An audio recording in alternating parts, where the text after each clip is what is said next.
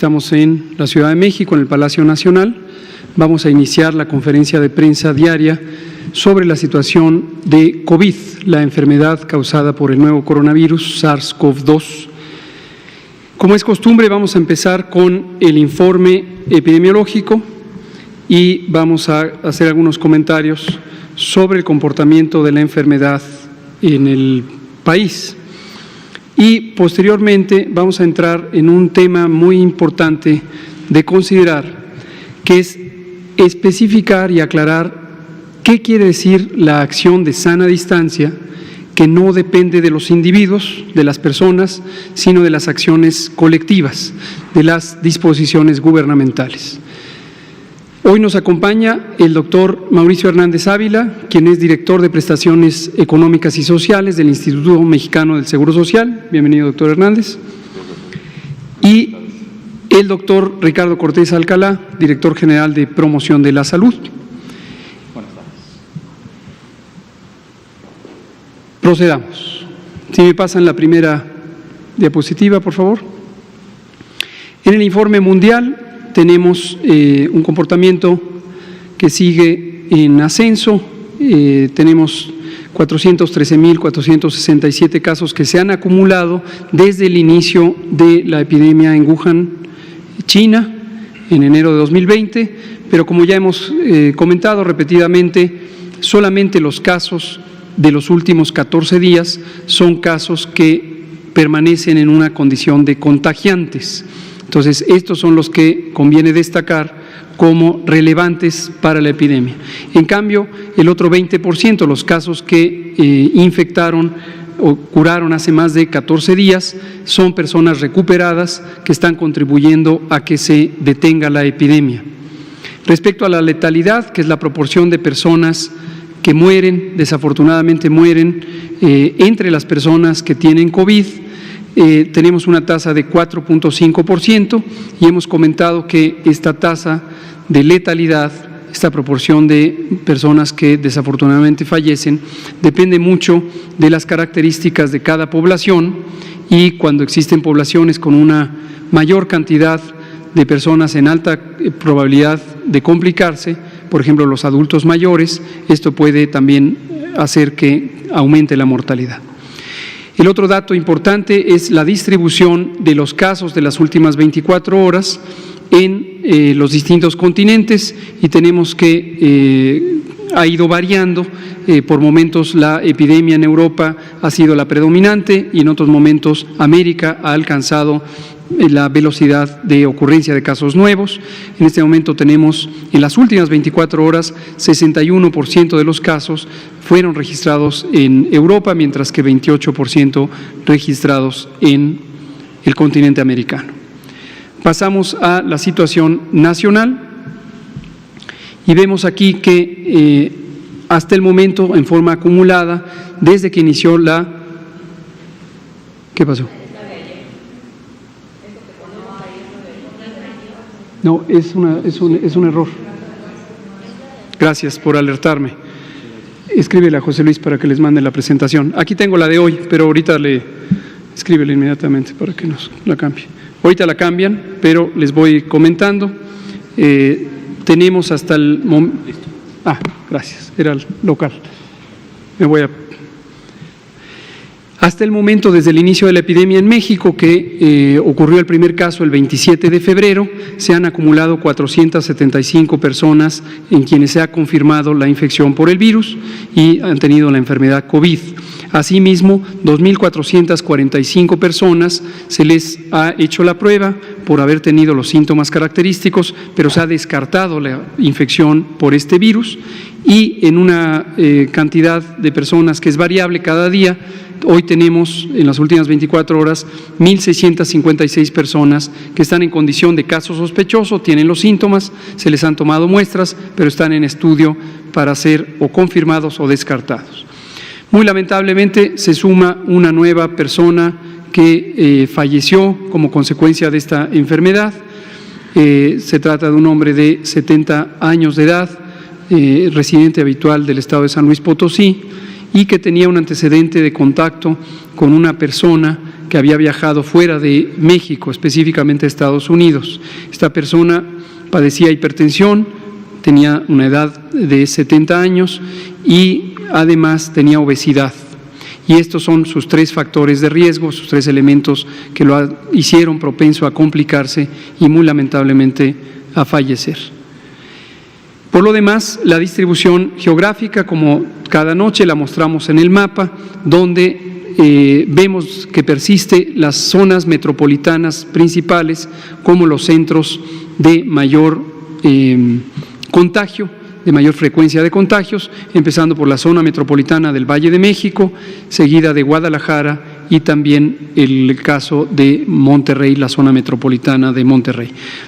Aclaro ahí que cuando aparece todo un estado en color rojo, no quiere decir que todo el estado tiene la misma intensidad de transmisión.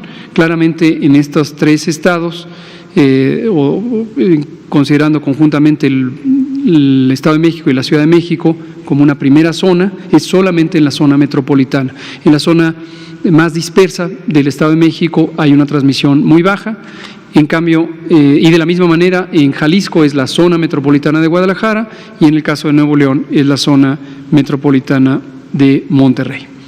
En la siguiente diapositiva lo que vemos es esta información sobre qué proporción de las personas tienen enfermedad leve o tienen enfermedad que requiere atención médica hospitalaria, y sigue guardando un patrón semejante al de todos estos días, donde 9 de cada 10 tienen una enfermedad que no requiere hospitalización y una vez detectados los casos se han indicado aislamiento domiciliario. Asimismo, 88% de quienes han recibido atención, esta atención la han recibido en forma ambulatoria, es decir, en sus domicilios con una serie de instrucciones generales, y del 6% que están hospitalizados son en una condición estable, solamente el 3% tiene una condición grave y algunos han tenido la necesidad de intubación mecánica. Hasta el momento 2%, solamente 2% de estos 475 han pasado ya a un estado de recuperación. Esto desde luego irá aumentando día con día. En la siguiente diapositiva mostramos el resumen de las personas que lamentablemente perdieron la vida por las consecuencias de esta enfermedad. Tenemos un predominio del sexo masculino, donde 5 de los 6 fueron hombres, y también las instituciones en donde ocurrieron los fallecimientos, es el Seguro Social, hospitales de los servicios estatales de salud y una proporción importante, el 33%, en hospitales privados. Aquí destacamos también en el lado izquierdo, el lado derecho de la diapositiva, las características en términos de enfermedades crónicas. Tenemos la obesidad como la más frecuente, la hipertensión, la diabetes, el tabaquismo, que en sí mismo es un elemento de riesgo. Aquí quiero mencionarlo de manera especial porque no lo hemos destacado. Tabaquismo, el fumar, cualquier modalidad de producto del tabaco, aumenta el riesgo de complicación de las enfermedades infecciosas respiratorias. Fumar es algo extremadamente maligno para cualquier aspecto de la salud y es una de las causas principales de cánceres en el mundo y desde luego también en México. Invariablemente el cigarro es malo, los cigarros no producen ningún beneficio y tampoco los vapeadores y los cigarrillos electrónicos. Y en este momento se empieza a ver, no solo en México, sino en el mundo, la asociación entre el antecedente de fumar y el riesgo de complicarse, independientemente de que se tenga o no enfermedad pulmonar crónica relacionada con el tabaquismo o derivada directamente del tabaquismo, como es el EPOC, la enfermedad pulmonar obstructiva crónica, conocida más popularmente como enfisema pulmonar, o la bronquitis crónica.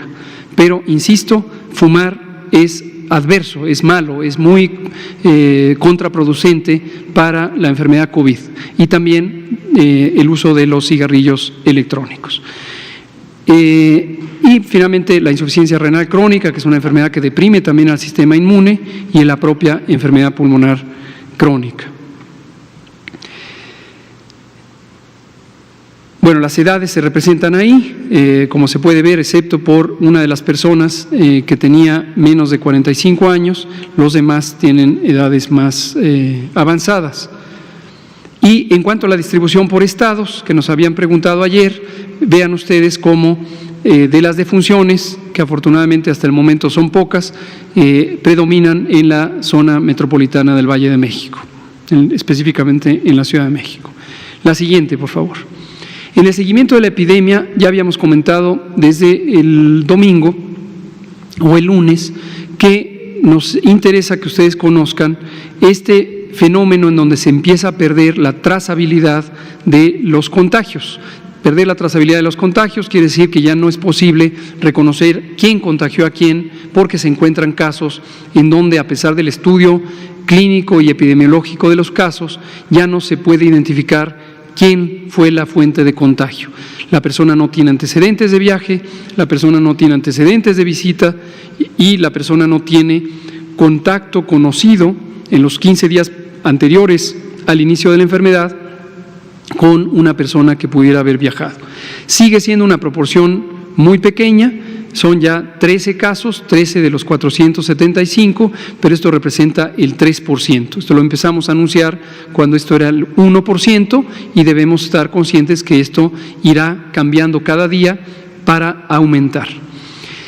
Y los casos asociados a importación, que son los contagios de la primera generación de contagio, una persona que viajó, viene con la infección, contagia a alguien en el territorio nacional. Ese es el caso asociado a importación.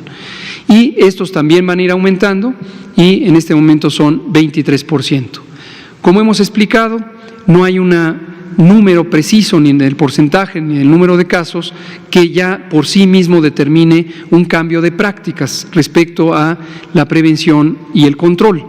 Pero sí claramente empieza a volverse menos eficiente, menos productiva la intervención de contención basada en los casos, identificar al caso sospechoso, ponerlo en aislamiento, confirmar o descartar su diagnóstico por laboratorio y estudiar a sus contactos. Conforme crece el número de casos, conforme se empieza a encontrar una proporción cada vez mayor de personas en cuyo contagio no es trazable, la utilidad de la medida de contención empieza a limitarse.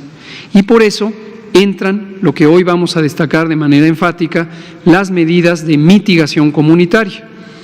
Estas, como recuerdan ustedes, en México las establecimos desde 2 semanas antes del momento esperado en donde la curva epidémica, donde el aumento diario de casos pudiera incrementarse. En las siguientes 3 diapositivas, y me voy a permitir ponerme de pie igual que hice ayer, voy a retomar sobre el mensaje que di ayer, que tiene que ver con el momento de oportunidad de México para lograr cambiar la epidemia, la velocidad de aumento de la epidemia. Quien estuvo ayer aquí es la misma información, pero para nuevas audiencias aquí o en vía remota quiero volverlo a destacar. Lo que vemos en la gráfica es una representación de la cantidad de casos que se presentan cada día.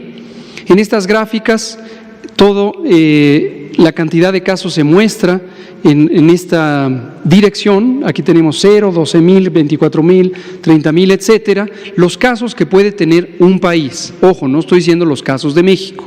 Los casos que puede tener un país que esté representado en esta gráfica.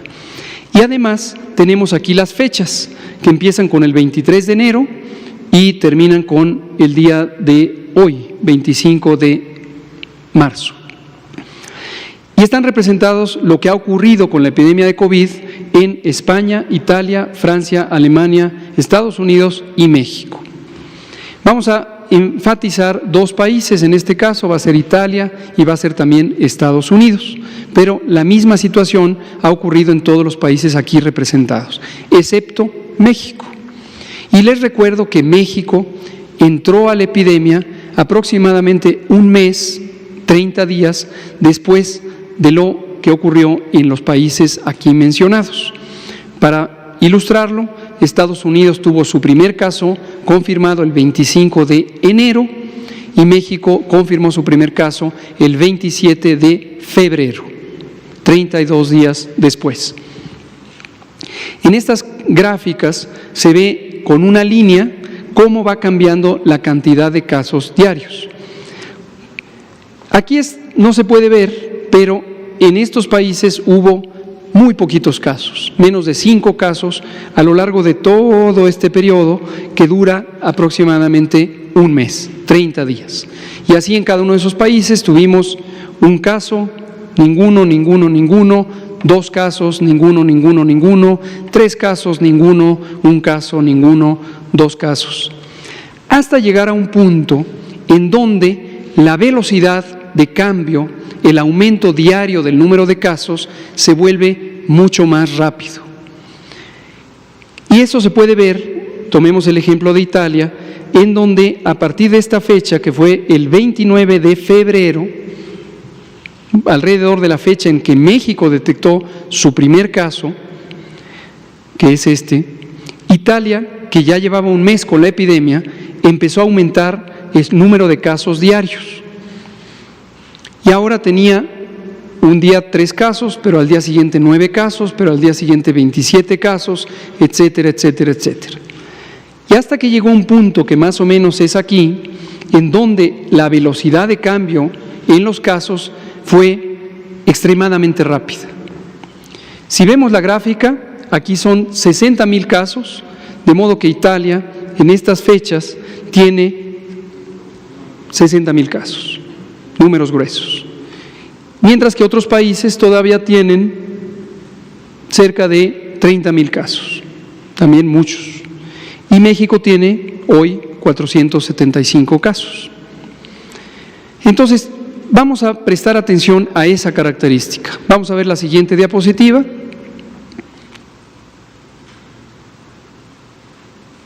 En esa diapositiva lo que hicimos fue quitar la parte alta de 10,001 casos hacia arriba para que se pueda ver con mayor detalle esta parte inicial, que es la que nos interesa comentar en este momento. El momento en el que empieza el crecimiento rápido de los casos. Y ahora lo que vemos es con mayor detalle cómo alrededor de esas fechas del final de febrero, los países, Italia desde el 23 y otros países, por ejemplo, desde el 5 de marzo, empezaron a aumentar rápidamente sus casos, alrededor del momento en que México tuvo su primer caso el 27 de febrero. Quiero destacar aquí cómo este impresionante cambio en el número diario de casos lleva a una situación en donde en un momento dado los casos se duplican en aproximadamente 2 días y medio. Entonces, si un país tenía 5,000 casos, al día siguiente tiene 10,000 casos y al día siguiente tiene 20,000 casos. Perdón, no al día siguiente, en cada 2 días y medio pasa de 5,000 a 10,000, a 20,000, a 40,000, a 80,000, y es un crecimiento extremadamente acelerado que es casi imposible de detener. México está aquí, todavía con muy poquitos casos, porque México no ha llegado al punto en donde empieza el incremento acelerado de casos. La siguiente, por favor. La pregunta ahora es, ¿cuándo cada uno de esos países puso en práctica las medidas de mitigación comunitaria? Y lo vemos aquí. Italia, desafortunadamente, habiendo iniciado con el cambio rápido en el número de casos, aquí el 22 o 23 de febrero, puso en práctica las medidas de mitigación el 3 o 4 de marzo. Estados Unidos, habiendo iniciado con el incremento rápido en el número de casos el 5 de marzo, puso en práctica medidas intensas de mitigación comunitaria 15 días después, el 16 de marzo. Y así los demás países. Por eso es que tomamos la decisión en México, tomando en cuenta la experiencia que se puede aprender de lo que ocurrió con la epidemia en los otros países, de adelantar las medidas de mitigación que estaban contempladas para la fase 2. Porque si uno se tarda, ya no puede alcanzar a la epidemia. La epidemia crece tan rápidamente que a pesar de poner medidas extremas de restricción del movimiento de las personas, entonces ya no hay un efecto positivo sobre el cambio en el número de casos. El momento de oportunidad es verdaderamente corto y decidimos aprovecharlo. Y en esta misma sala, el 14 de marzo, anunciamos la Jornada Nacional de Sana Distancia, que son un paquete de medidas, 3 de ellas de mitigación por distanciamiento social, que le llamamos sana distancia, y que son medidas generales, no personales, sino generales, que nos van a llevar a que la epidemia, aunque seguirá existiendo, sea más lenta. Y quiero dejar, como lo he hecho cada noche, sumamente claro que la epidemia no se puede detener. No hay manera de detener la epidemia. Lo que sí se puede hacer es mitigarla, reducirla, hacer que vaya más lento, para que no tengamos demasiados casos en términos generales, que cuando ocurran los casos que irán aumentando, no se junten en las mismas fechas, se van pasando de un día para otro, porque los contagios son más lentos. Y esto nos permita que la capacidad instalada y expandida ahora del Sistema Nacional de Salud pueda recibir a todas las personas que necesiten hospitalización, que necesiten terapias intensivas. Pero también destaco lo que hemos dicho en varias ocasiones: las personas que no necesitan hospitalización porque no tienen mayores de 65 años, enfermedad crónica como diabetes, hipertensión, enfermedad pulmonar, enfermedad cardíaca, o no son mujeres embarazadas, no tienen un riesgo importante de complicarse. Por lo tanto, no necesitan hospitalizarse.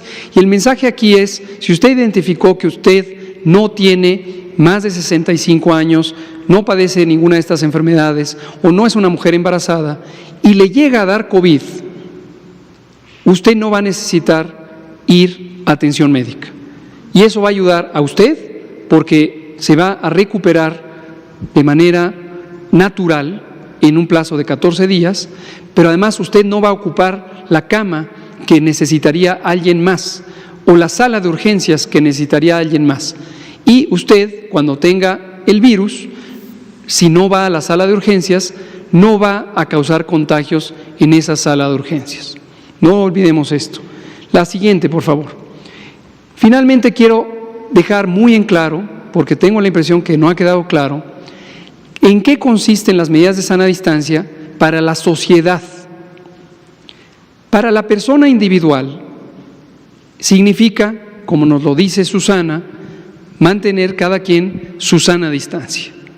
Es decir, en la relación que tenemos con otras personas en la vida diaria, mantenernos a una sana distancia. 1,5 metros, 2 metros. Y esta es una distancia razonable para disminuir la posibilidad de contagiarnos. Esta medida debe ejercerse por todas las personas. Pero la medida más intensa son aquellas en donde por disposición gubernamental se suspenden, se reprograman, se posponen las actividades sociales que implican que estemos en contacto unos con otros. Y las retomo. En primer lugar, el objetivo es disminuir la transmisión comunitaria de COVID. Ese es el objetivo. ¿Cuál es la actividad? Sana distancia. ¿Cuál es el mecanismo? Disminuir drásticamente, enfatizo, drásticamente, vuelvo a enfatizar, drásticamente la movilidad de las personas. Quédate en casa, quédate en casa. Ese es el mensaje. Y cuando digo drásticamente, no es de que 2 días después unos, 4 días después otros, algunos sí, algunos no. La enorme mayoría de las personas deben quedarse en casa, porque el efecto de protección no es para cada individuo. No es que yo me proteja porque yo no voy al trabajo. Eso es solo una parte de la historia. El efecto principal es un efecto solidario. Yo no voy al trabajo y les protejo a todos ustedes. Blanca no va al trabajo y nos protege a todos nosotros. Ángeles no va al trabajo y nos protege a todos nosotros, incluida Blanca. Y así sucesivamente. Entonces, entre más personas, cuando decimos más, no es 100, ni 200, ni 300, son millones de personas se salen de la circulación, entonces se logra reducir significativamente la velocidad de progresión de la epidemia. La siguiente, por favor. La intervención de sana distancia, por lo tanto, implica suspender temporalmente las actividades laborales que involucran la movilización de personas. ¿Qué quiere decir la movilización? Salir de la casa, ir al trabajo, tomar el transporte público, regresar a la casa, tomo el transporte público y entonces me mantengo en movimiento en el espacio público donde me encuentro con otras personas y las contagio. Eso es lo que queremos evitar. Quédate en casa. Y la concentración de las personas en todos los sectores de la sociedad. ¿Quién se beneficia? Todos y todas. Todos y todas. No solo quien lo ejerce, todos y todas. Y quiero decir hoy que esta medida desde el gobierno es relativamente más fácil de poner en práctica, porque el propio gobierno decide suspender temporalmente sus actividades. A partir de mañana, todo el gobierno federal suspende sus actividades. ¿Lo escuchó usted bien? A partir de mañana, todo el gobierno federal suspende sus actividades. Pero hay actividades esenciales que no se pueden suspender, porque necesitamos hospitales, porque necesitamos combustibles, porque necesitamos producir energía, porque necesitamos energía eléctrica, porque necesitamos el servicio de limpia. Entonces, sí necesitamos la seguridad pública. Entonces, sí hay personas que trabajan en el gobierno que no pueden suspender, porque si suspenden, se afecta gravemente la funcionalidad del gobierno. Pero empezamos primero del todo y luego le hacemos las excepciones.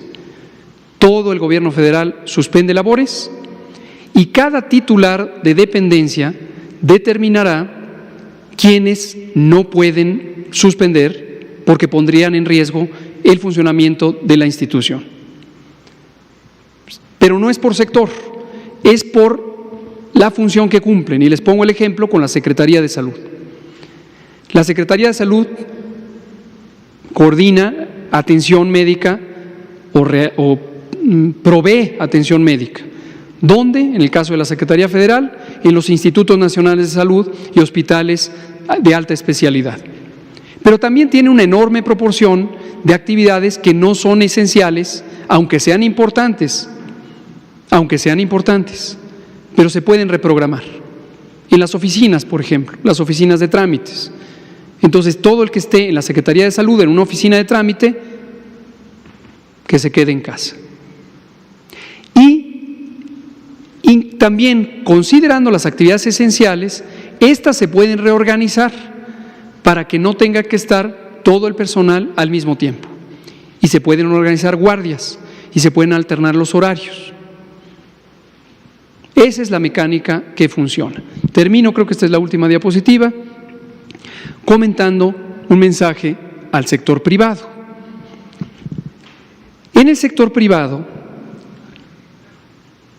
existen también muchísimos empleos, muchísimas actividades que se pueden hacer fuera del espacio de trabajo, se pueden hacer en casa. Siempre que esto sea posible, pedimos al sector privado que ya tome la iniciativa, como muy responsablemente la han tomado varias compañías privadas, grandes, medianas, pequeñas o muy pequeñas. Entonces, si las actividades se pueden realizar en casa en vez de que impliquen movilización de personas de su casa al trabajo y de regreso, o concentración de personas en el espacio del trabajo, que se queden en casa, que trabajen desde casa, o que organicen los turnos para que haya menos gente en un momento dado en un espacio y que menos gente se movilice cada día. Entonces, esta es la lógica. He estado en días recientes un tanto sorprendido de que este mensaje tan directo y claro, quédate en casa, no se haya asimilado, que no haya duda. La meta es que la mayoría de personas puedan estar fuera del espacio público y termino diciendo, ¿cuánto tiempo?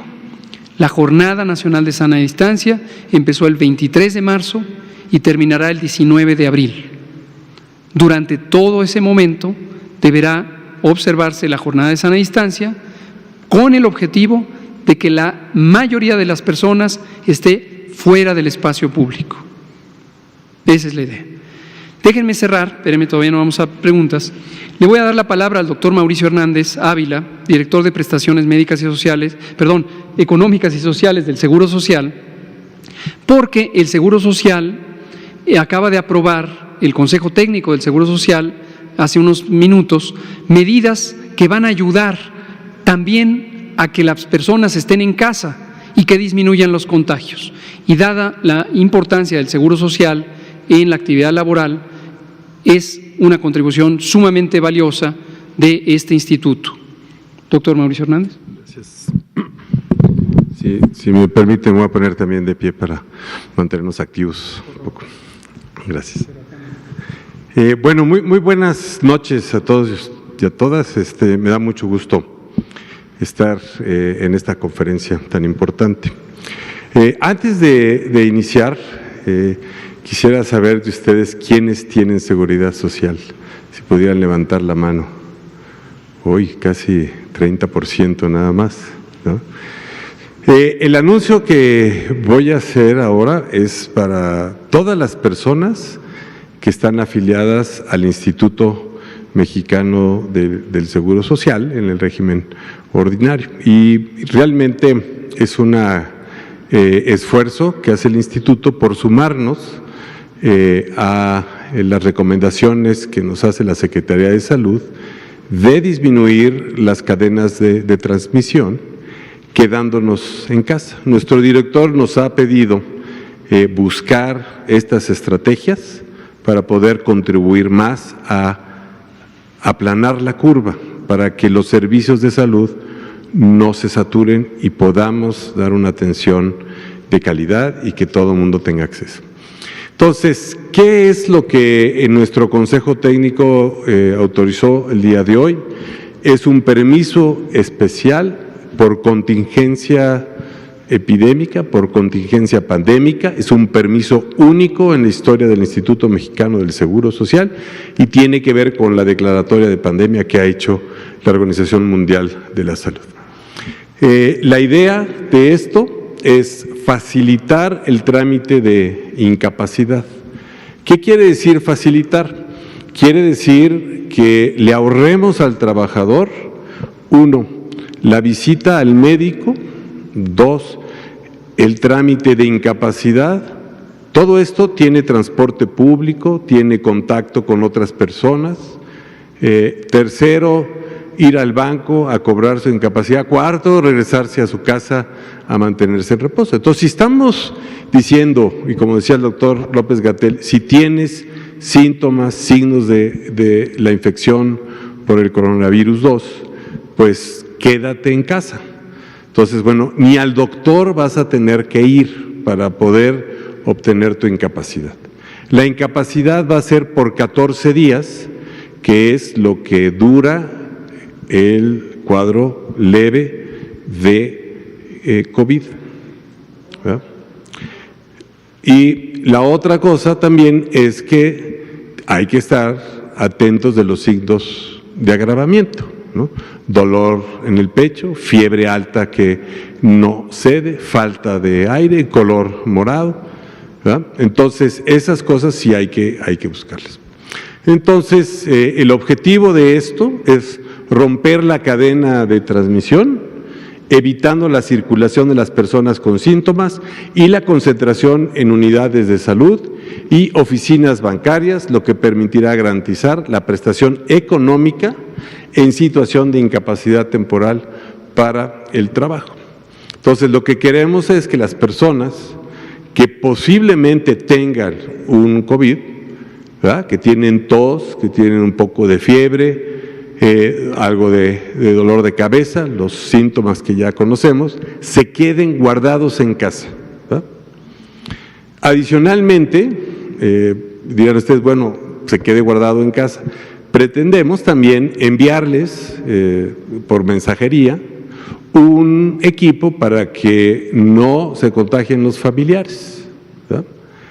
¿Qué les enviaremos?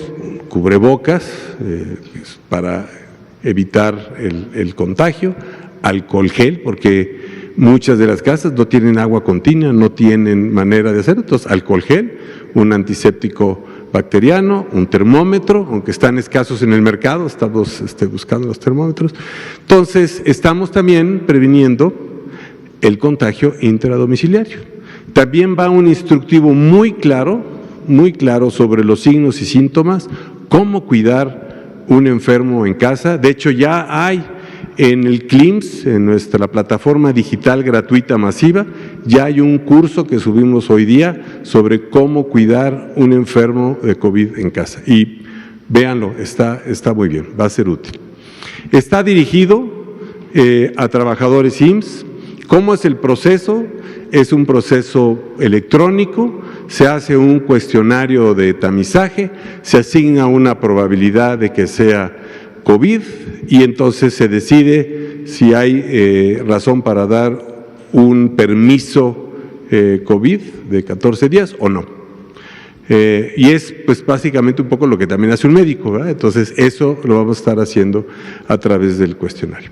Con esto se garantizará un subsidio económico durante los primeros 14 días susceptible de ser prorrogados si es que existe algún síntoma de emergencia, ¿verdad?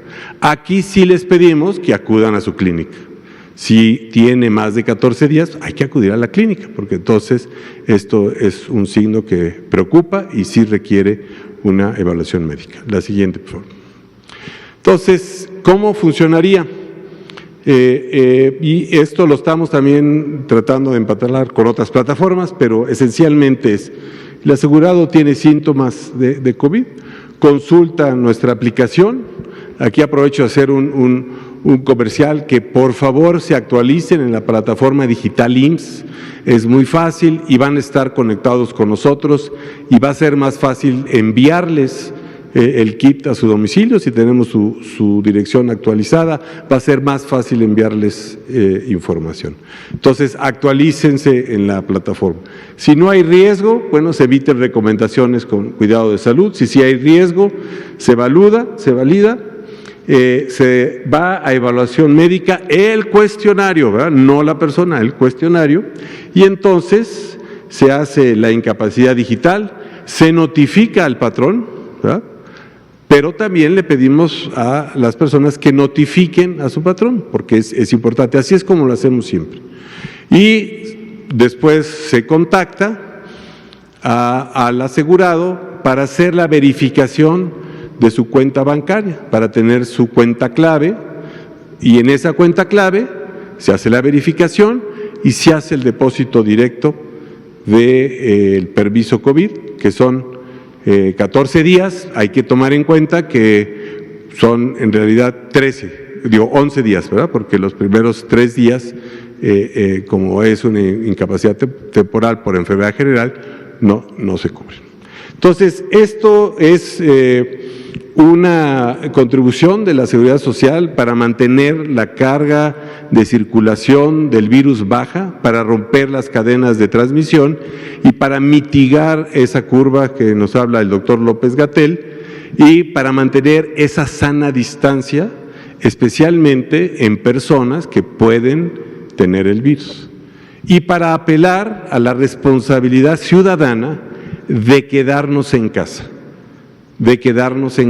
cuando tenemos estos síntomas. y el instituto pues está aportando la protección que requiere el trabajador para que uno, no pierda empleo porque tiene los síntomas, dos, no tenga merma económica porque va la compensación económica por enfermedad. Entonces, esto es una de las intervenciones que estamos impulsando en el instituto y pues la dejo a su consideración. Me da mucho gusto que la difundan. Los que tienen seguridad social, pues úsenla cuando la necesiten. Los que no tienen, reclamen su seguridad social, porque el periodismo es una ocupación de riesgo. Ustedes están en sitios concurridos, entonces por favor hagan, por lo menos que les den un seguro facultativo en el IMSS con nosotros, lo pueden solicitar, protéjanse en estas fechas. Muchas gracias, doctor López-Gatell, gracias por prestarnos el espacio. Gracias, doctor Hernández. Dos avisos antes de que pasemos a las preguntas. Uno que me interesa que todos y todas tengamos claros es que la Jornada Nacional de Sana Distancia, reiteramos, es para quedarnos en casa, no para irnos de vacaciones. No son vacaciones. Reitero, no son vacaciones. Aunque aprovechamos otra de las oportunidades que tuvo México, que fue que solo con agregar 2 semanas de suspensión de las escuelas ganamos un mes completo de sana distancia, porque incorporamos lo que originalmente fue planteado como vacaciones de Semana Santa. Ahorita ya no son vacaciones. Lo que estaba estipulado como vacaciones ya no son vacaciones, ni en el trabajo ni en la escuela. Debemos quedarnos en casa. Y esto lo digo, y para que usted que nos escucha lo identifique bien, porque en Italia, precisamente antes de entrar a la fase de transmisión rápida, hubo gran movilidad de personas por actividades de vacación. Hasta el momento, como dijimos, tenemos relativamente concentrada la epidemia en las zonas metropolitanas, en especial la del Valle de México. Si la gente toma vacaciones, se va a ir a dispersarla por el resto del país. Y eso no le conviene a nadie, ni siquiera a usted que estaba deseoso de tomar vacaciones. No tomen vacaciones porque entonces vamos a dañarnos todas y todos, incluido usted que quería tomar vacaciones. No son vacaciones. Y lo segundo es un mensaje para nuestros compatriotas que viven en otros países, en particular en Estados Unidos. Estados Unidos tiene una intensidad de transmisión mayor, de hecho mucho mayor que la que tiene México, en particular en algunos estados, como California y como Nueva York. Lo tiene ya en todos sus estados, o casi todos, pero en particular estos 2 estados. Y en esos 2 estados vive una gran cantidad de población de origen mexicano, o mexicanas y mexicanos, que tiene familiares en México. El mensaje es: quédese ahora en casa, pero en donde está residiendo, en Estados Unidos, a menos que sea indispensable porque tiene una preocupación de asistir a un familiar o tiene algo crítico que resolver. Pero si no es así, quédese en casa en Estados Unidos. No es necesario que en este momento venga, va a poner en riesgo a su familia porque va a tener una mayor probabilidad de estar contagiado. Desde luego, si tiene que venir, pues lo tendrá que hacer posiblemente por vía terrestre o vía aérea, y en el caso de la vía aérea vamos a disponer de medidas adicionales de control en los aeropuertos. Ojo, no son controles que prohíban la entrada. No estamos hablando de cerrar los aeropuertos, no estamos hablando de cancelar vuelos. Lo que estamos hablando es de tener las inspecciones médicas, los filtros en los aeropuertos internacionales para tener este aumento de la seguridad sanitaria. Ahora sí, preguntas y respuestas. Vamos a empezar en la primera fila. Ángeles, Blanca, usted, y usted, Araceli, usted. Subsecretario, Héctor. Creo que lo que le faltó decir es qué le hace pensar que la gente no ha entendido? ¿Qué es lo que le da esa percepción de que no se ha comprendido? Y esto que dice del gobierno federal que cierra a partir de mañana, ¿aplica para todos? O sea, ya no solamente se va a limitar a los grupos que ayer se había publicado en el Diario Oficial.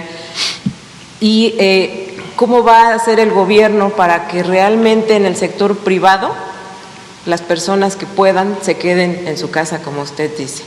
¿Cómo no? Una cosa más es sobre la inmunidad, esto ya es más de la parte técnica. Ya hay más datos sobre de que sí las personas que son eventualmente portadoras del virus, enfermas o no, adquieran inmunidad frente a este virus y ya. Muchas gracias, Ángeles. Preguntas muy, muy oportunas. Sobre la segunda es relativamente fácil. Sí hay evidencia todavía en varias piezas sueltas de que la infección causa inmunidad.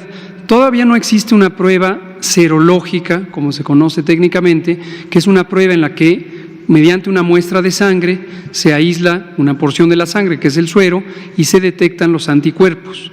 Pero por estudios de inferencia epidemiológica, estudios que han descrito el comportamiento de los brotes, es que se ha podido identificar que es muy raro que haya alguien que se vuelva a infectar. Entonces, en general, se asume que hay inmunidad permanente. Sobre lo que dice del sector público y mi preocupación de que no se hubiera entendido completamente en qué consiste la medida de mitigación, quédate en casa.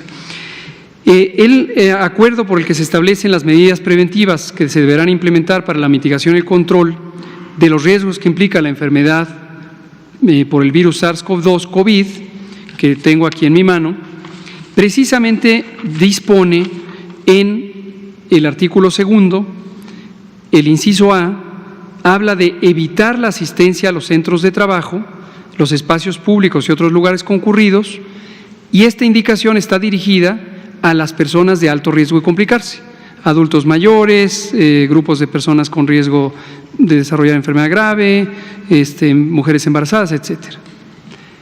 Esa es una de las medidas, pero la medida, la siguiente es la de las escuelas, la B, y la medida C es suspender temporalmente las actividades de los sectores público, social y privados que involucren la concentración física, tránsito o desplazamiento de personas, a partir de la entrada en vigor de este acuerdo, que se publicó ayer, y hasta el 19 de abril.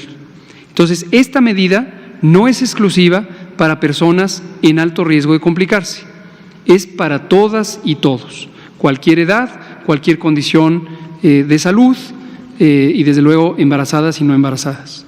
Entonces, las dos medidas se complementan, pero efectivamente mi percepción de que no se había entendido del todo es que todavía en algunos medios noticiosos o incluso en comentarios directos de la sociedad identifiqué, o incluso en funcionarios de gobierno, identifiqué que había varias personas que pensaban que la medida era exclusiva para proteger a quienes se quedan en casa y que por lo tanto solo los de alto riesgo de complicarse.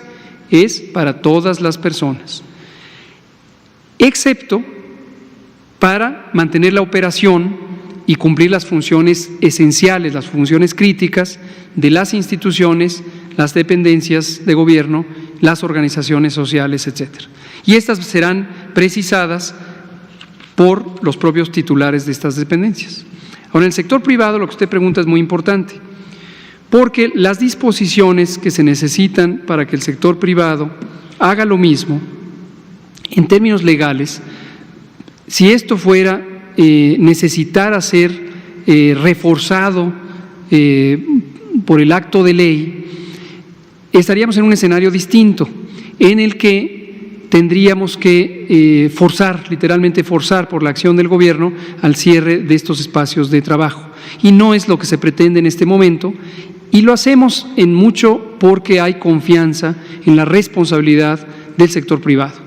Vimos de manera espontánea cómo varias compañías, incluso compañías sumamente grandes y también muy importantes para la economía mexicana, como las ensambladoras de autopartes, empezaron a tomar este tipo de medidas de declarar paros técnicos o bien organizar su fuerza de trabajo. Hay trabajos que no se pueden llevar a la casa, El trabajo manufacturero pues se hace en una planta de producción y no se puede llevar a la casa.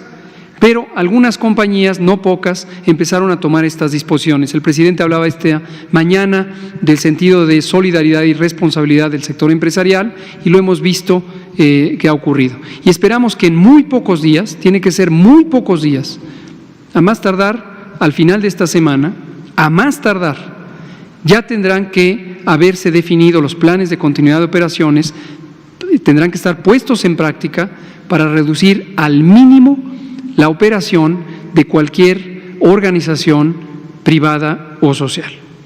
Vamos a darle la palabra a Blanca y a Melina.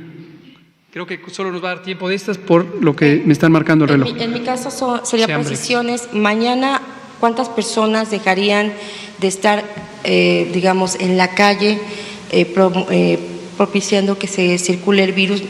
De acuerdo a los números que nos están diciendo, si nos puede comentar, estas 13 personas, son 13 o 17, 13 personas, ¿de dónde son? Es decir, ¿de qué estados son? Y si estas personas a su vez tienen contactos. Y aprovechando la presencia del doctor Mauricio, preguntarles si las personas que van a recibir este permiso, esta incapacidad, será el 100% de su salario. ¿Cómo se va a hacer? ¿Será el 100% de su salario? ¿Será el 60% de su salario? ¿Cómo se va a dar? Porque no están enfermos, pero está en una situación de excepción, ¿no? Entonces, ¿cómo se va a dar? Gracias. Y si nos puede aprovechar un comentario de su experiencia del 2009 a esta experiencia, si ve un cambio radical. Gracias, doctor Hernández.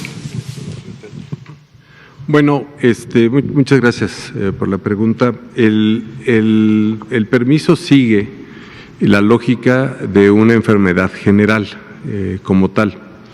Esto quiere decir que de los 14 días el subsidio es por 11 días, es lo que va y es el 60% de el salario. Y eso es, digamos, lo que manda la ley en términos de enfermedad general como tal. ¿Y si el trabajador se contagia trabajando? Si el trabajador se contagia trabajando, no es redundancia porque así es, ¿verdad? Un médico pues se contagia trabajando, entonces es un riesgo de trabajo. Si es un riesgo de trabajo, se cubre desde el día 1 hasta los 14 días y el salario es completo. Ahora bien, eso es si se contagia trabajando, pero acuérdense que esto es una medida para incentivar que nos quedemos en casa. Si yo soy responsable y digo tengo síntomas de COVID y contesto yo mi cuestionario, me está habilitando a mí para ser responsable, socialmente responsable, y el IMSS participa y dice quédate tus 14 días, ser responsable, rompe el ciclo de cadena y quiere decir, no vayas al médico, no salgas a hacerte una prueba, guárdate, ¿verdad? Porque todas esas actividades tienen que ver con transporte público, tienen que ver con contacto con gente.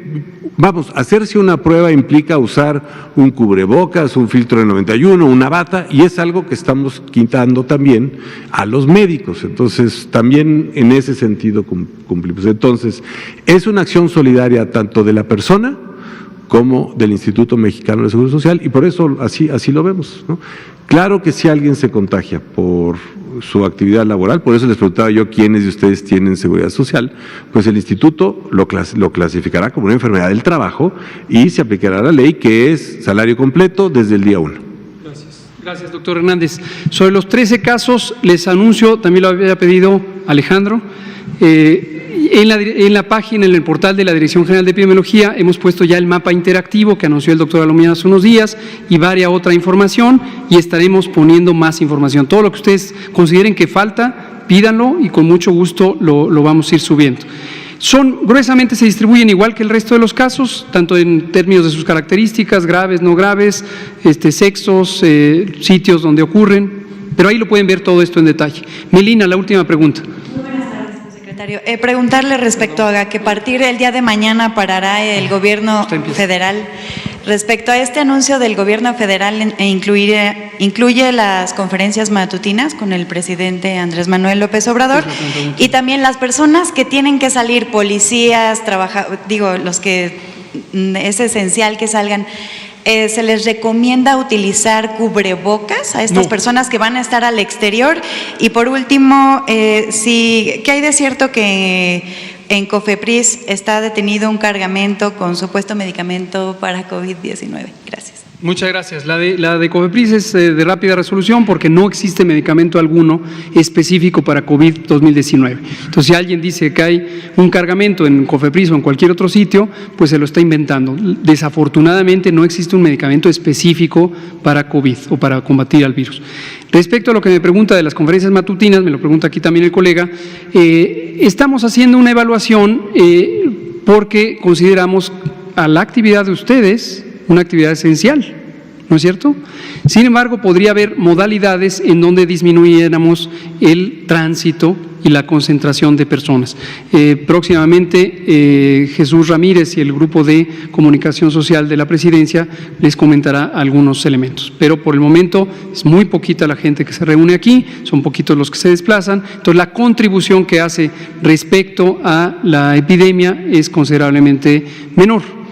Respecto a cubrebocas, qué bueno que lo vuelven a preguntar.